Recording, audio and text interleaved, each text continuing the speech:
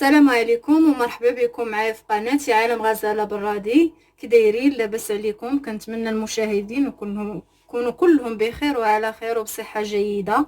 اليوم جيت نقدم لكم واحد الكلاص اللي كيجي رائع وما فيه شي مكونات كثيره، وتا خدمته ما كطلبش شي مجهود اللي هو كبير. غنبداو دابا في المكونات.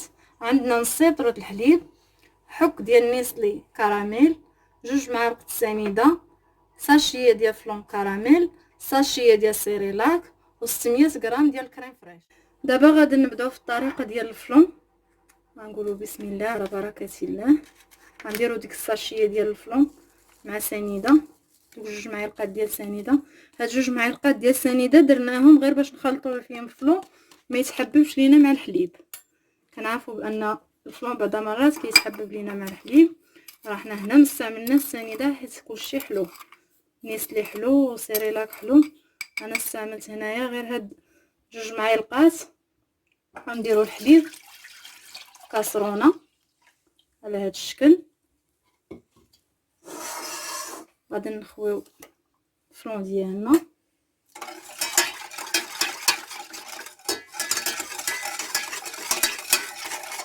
نزيدو عليه ساشيه ديال السيريلاك، غنديروه في النار حتى يغلى. هذا هو الشكل ديال الفلون ديالنا منين كيغلي، كيجي على هذا الشكل هذا. دابا غادي نخويوه في شي بول ولا في شي طاسه ونخليوه حتى يبرد ونكملوا الكلاص ديالنا. هذه هي الكريمه ديال الفلون، غنديروها تبرد ومن بعد غادي نطلعوا الكريم فريش. غير بغيت نقول لكم واحد النقطه هنايا في الكريم فريش. دائما الكريم فريش ديال الكلاص وديال لي غاطو كلاصي راه كيطلعوا غير نص طلعه، ما كيطلعوش طلعه كامله، باش تكون في علمكم المشاهدين. حيت شحال من وحده كتطلع الكريمه كامله وكتقول لك الكلاص تيجيني بحال الشكل ديال الخبز مهوي من الداخل.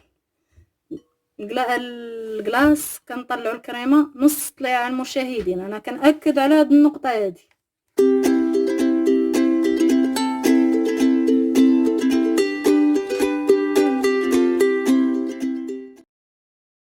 الكريمه اللي كنقول لكم البنات هي ما طالعاش، كنحسوا بها ملي كنهزوها كطيح. منين كتكون طالعه فوق القياس هذيك كنخدموا بها حلاوه الكريم. هذا هو الشكل ديال الكريمه، هانتوما شوفوا معايا كتجي على هذا الشكل هذا.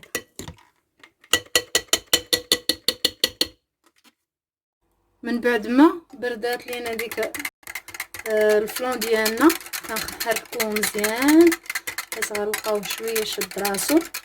غنزيدو عليه نيسلي كراميل وغنخليوه باش نزوقو، وغنديروش كلشي، غنخليوه للزواق. انا خليت هاد شويه هذا كيف ما كتشوفوا.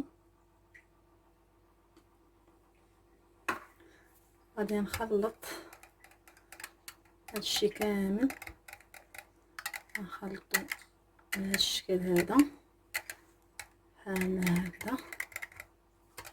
خلطوه مزيان باش ما يبقاوش دوك الحبيبات ديال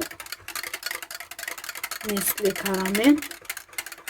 غير جربوها المشاهدين، راه كيجي زوين، كيجي لذيذ وما فيهش شي مقادير اللي هي كثيره ولا شي خدمه اللي هي صعيبه.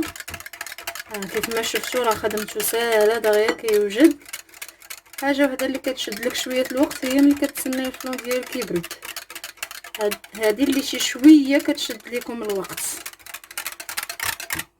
كتجي الكريمه على هذا الشكل هذه ديال الفلون. ودابا غنبداو ندخلوها في كريم فريش بحال ما هكذا على هذا الشكل هذا. غنطلعو من تحت للفوق باش ما طيحش لنا الكريمه بزاف على هذا الشكل هذا. جربوا راه غادي يعجبكم بزاف، كيجي لذيذ ونيسلي اصلا كيعطي لذة زوينه لي كلاص. والسيريلاك راه ما غاديش نذاكروا عليه، راه كيبغيو الصغار والكبار. السيريلاك كيعطي واحد النسمه زوينه في هذا الكلاص هذا. كنتمنى انكم تجربوه، وكنتمنى انه يعجبكم. ولا عجبوكم الوصفات ديالي ما نكرهش انكم تابوناو عندي وتعاونوني بلي لايك ديالكم وتفعلوا الجرس. دابا غادي نكملوا الكلاص ديالنا.